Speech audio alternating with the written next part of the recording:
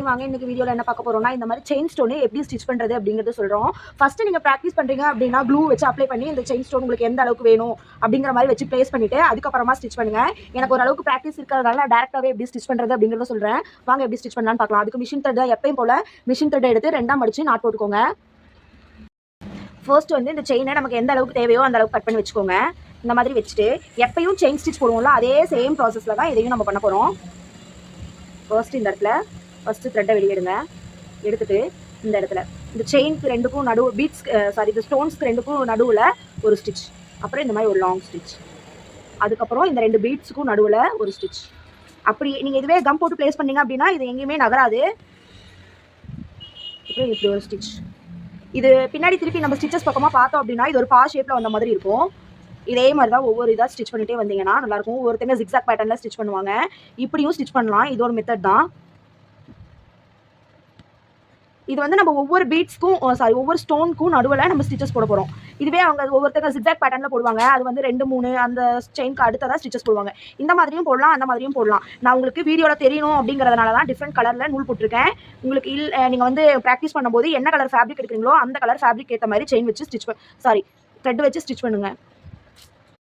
அவ்வளோதான். நம்ம இதை ஃபுல்லாகவே ஸ்டிச் பண்ணி முடிச்சாச்சு. ஸ்டிச் பண்ணதுக்கப்புறம் எப்பயும் போல் எண்ணாட் போட்டுக்கோங்க.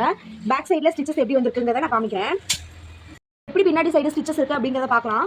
பின்னாடி சைடில் இப்படி தான் ஸ்டிச்சஸ் வரும். அதோ பார்த்தீங்களா பா ஷேப்பில் நான் இங்கேருந்து ஸ்டார்ட் பண்ணியிருக்கேன். இப்படி எல் ஷேப் இப்படி வரணும். அந்த ஸ்டிச்சஸ் எப்படியே போட்டுட்டே வந்தீங்கன்னா நல்லாவும் இருக்கும். ஒவ்வொரு பிட்ஸ்க்கு நெருக்கமாகவும் இருக்கும். செயின் வந்து ஆடாமல் இருக்கும். பார்க்கவே நல்லா நீட்டாக இருக்குது. பார்த்தீங்களா நான் வந்து கம் போட்டு ப்ளேஸ் பண்ணாமே நான் இந்த மாதிரி ஸ்டிச் பண்ணியிருக்கேன். ஆனால் ஃபஸ்ட்டு பிகினர்ஸ்க்கு நீங்கள் கம் போட்டு ப்ளேஸ் பண்ணி அதுக்கப்புறமா ஸ்டிச்சஸ் போடுங்க. ஏன்னா இது வளைஞ்சிட்டே இருக்கும். ஸ்டிச்சஸ் போட ஷேப்ஸ் மாறும். அதனால் ஒரு லைனில் இந்த அளவுக்கு உங்களுக்கு எந்த அளவுக்கு செயின் ஸ்டோன் வேணுமோ அந்த அளவுக்கு செயின் ஸ்டோன் எடுத்து அதை ஒட்டி அதுக்கப்புறமா ஸ்டிச்சஸ் போடுங்க. இது வந்து ப்ளவுஸில் ஒர்க் பண்ணும்போது ரொம்பவே அழகாக இருக்கும். சுகர் பீட்க்கு 3mm பீட்க்கு சென்டரில் ஒரு லைனில் இதை வச்சு போட்டிங்கன்னா ரொம்ப அழகாக இருக்கும். அந்த மாதிரி ப்ராக்டிஸ் பண்ணுங்கள். இது ப்ளவுஸில் டிசைன் பண்ணும்போது ஃபர்ஸ்ட் வந்து ஜரியில் ஒரு 3 லைன் போடுங்க. அதுக்கப்புறம் சுகர் பீட் போடுங்க. அதுக்கப்புறம் மறுபடியும் 3mm பீடு இல்லை அப்படின்னா இந்த செயின் ஸ்டோன் விடுவீங்க. அதுக்கப்புறம் இங்கே சுகர் பீட் போட்டு ஃபினிஷ் பண்ணிங்கன்னா ஃபினிஷிங் ரொம்பவே அழகாக இருக்கும். அதுக்கப்புறமா திலகம் டிசைன்ஸ்லாம் இதை எப்படி வைக்கணும் அப்படின்னா இதோ ஒரு ஷேப்பில் நான் வச்சு காமிக்கிறேன். இந்த மாதிரி வச்சுட்டு இந்த இடத்துல நீங்கள் கட்டிங் பண்ணிட்டு வச்சிங்கன்னா இந்த இடத்துல அந்த ஷார்ப்பும் திலகம் ஷேப்பும் கரெக்டாக வந்துடும். பீட்ஸ் கட் பண்ணாமல் நான் வைக்கிறனால உங்களுக்கு அப்படி இருக்குது. இந்த இடத்துல கட் பண்ணிவிட்டு இந்த பீட்ஸ் எல்லாம் எடுத்துருங்க. இந்த இடத்துல வச்சு பார்த்தீங்கன்னா கரெக்டான ஒரு திலகம் ஷேப் இருக்கா? இந்த மாதிரி தான் வைக்கணும். ஷேப்பு ஃபஸ்ட்டு ஒட்டாமல் அந்த டிசைனுக்கு எவ்வளோ செயின் ஸ்டோன் தேவைப்படுதோ அந்த அளவுக்கு அளந்துட்டு அதுக்கப்புறம் ஒட்டிக்கோங்க. டெய்லி கொடுக்குற ஹோம்ஒர்க்ஸை அன்னைக்கு ஃபினிஷ் பண்ணிடுங்க. நீங்களே இதுக்கு ஏதாவது ஒரு டிசைன் சர்ச் பண்ணி போட்டு ஒர்க் அவுட் பண்ணுங்கள். இந்த மாதிரி லைன் போட்டு ப்ராக்டிஸ் பண்ணதுக்கு அப்புறமா டேரெக்டாக இந்த மாதிரி யூ ஷேப் போட்டு இப்படி வச்சு ஒர்க் அவுட் பண்ணிருங்க. இது ஒர்க் அவுட் பண்ணதுக்கப்புறமா இந்த மாதிரி ஷேப் போட்டு ஒர்க் அவுட் பண்ணுங்க. அதுக்கப்புறமா இந்த செயின் ஸ்டோனில் நம்ம ஒர்க் பண்ணணும்னு சொன்னோம் இல்லையா? ஃபஸ்ட்டு இந்த மாதிரி ஒர்க் அவுட் பண்ணலாம். சூப்பராக இருக்கும். ப்ளவுஸ் டிசைன்ஸ்லாம் பண்ணலாம். நீங்களும் ஒர்க் அவுட் பண்ணுறது எப்படி பண்ணணும் அப்படின்னா ஃபஸ்ட்டு ஒரு யூ ஷேப் ட்ரா பண்ணிக்கோங்க. அதுக்கப்புறமா உள்ள ஜரியில் ஒரு 3 லைன் போட்டிருக்காங்க.